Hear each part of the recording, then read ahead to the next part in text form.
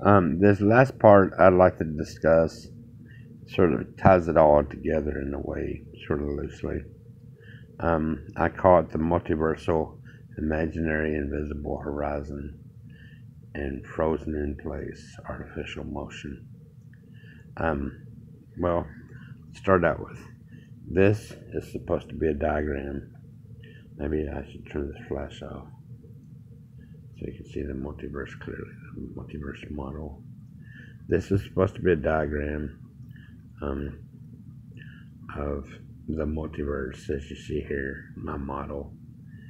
And this is the universe inside. They can be any size, different inflation rates or whatever, inflation rates. And suppose this a portal from this universe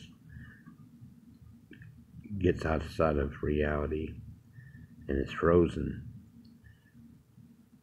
and that's how it doesn't interact with the other portal. But once they make themselves known, they share some sort of invisibility or invisible holographic dictionary codes, and they can travel up. And this is an artificial travel, and it's an imaginary invisible horizon.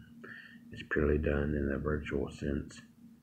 Once they make themselves known, they travel up to this invisible horizon of the multiverse and back down into their own individual universe where they're frozen, but they can televise their presence to each other.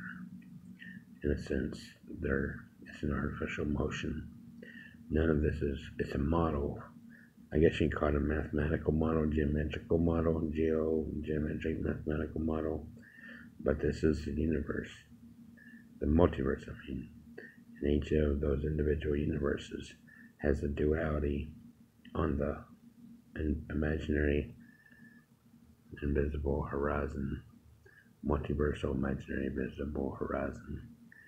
And it's an act of finding the invisible holographic code to detect each other, to make themselves known to each other, give out their information. So here's bullet points, I guess. If there is an invisible holographic dictionary between two positions within the multiverse, within the bulk and on the bound, this will contain the codes that make oneself known to the other. I already said that. The very act of making oneself known to the other portal instantly places you on the invisible horizon that has extra degrees of freedom from the bulk frozen state. So that's okay. Normally lesser degrees of freedom on the horizon, but more for frozen portals to each other. Holographic duality in reverse, an invisible holographic duality within a duality.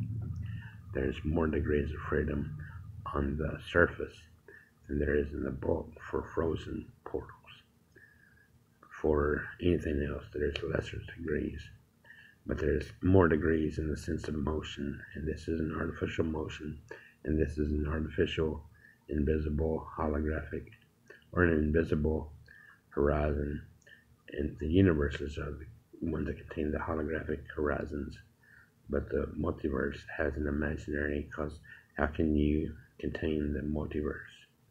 So the multiverse has an imaginary invisible horizon, and that's due to the sharing of each other's codes to find each other, to detect each other.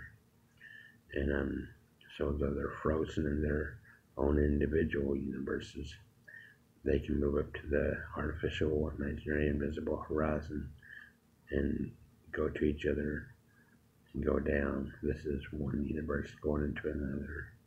Those green arrows are one universe going up to its counterpart, going across to the other universe's counterpart, and going down to that universe's counterpart. And so hopefully you can see why you use this model to display these ideas. Every single bubble in there has a counterpart on the top, on the surface of this imaginary horizon of the multiverse. Well, I think I've covered everything, and just here's an image of